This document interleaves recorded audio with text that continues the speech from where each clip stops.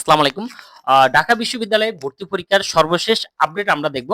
ঢাকা বিশ্ববিদ্যালয়ে বিশেষ মাইগ্রেশনে আবেদন করার জন্য আহ্বান করা হয়েছে। সেই ক্ষেত্রে কি, কি শর্ত এবং হলো কত টাকা দিয়ে আবেদন করবে আমরা সেটা দেখব।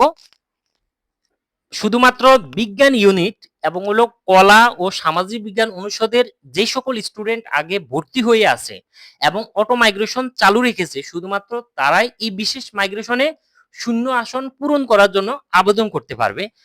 এই ইউনিট এবং হলো কলা আইন ও সামাজিক বিজ্ঞান অনুষদ, এই দুইটা অনুষদ, বিজ্ঞান অনুষদ এবং কলা অনুষদ, এই দুটো অনুষদের ভর্তিকৃত স্টুডেন্ট আবেদন করতে পারবে। সেক্ষেত্রে অনলাইনে আবেদন করতে হবে https://admission.eis.du.ac.bd এটা লিখে গুগলে সার্চ দিয়ে সরাসরি ওয়েবসাইটে গিয়ে আমরা লগ ইন করবো। এরপরে বিশেষ মাইগ্রেশনে আবেদন করব। এক্ষেত্রে 21 থেকে 23 এপ্রিলের মধ্যে অবশ্যই আবেদন করতে হবে।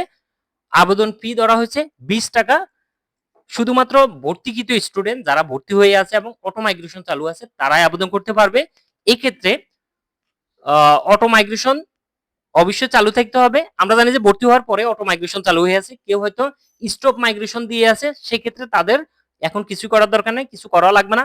আর কেউ যদি সব থেকে উপরে সাবজেক্ট পেয়ে থাকে সাবজেক্ট চয়েসের, সেক্ষেত্রে তারও কিছু করার দরকার নেই। আর যারা কোটায় ভর্তি হয়েছে, বিভিন্ন কোটা থেকে ভর্তি হয়েছে, তাদেরও এক্ষেত্রে বিশেষ মাইগ্রেশনে অংশগ্রহণ করার দরকার নেই। অনেকগুলো আসন খালি আছে।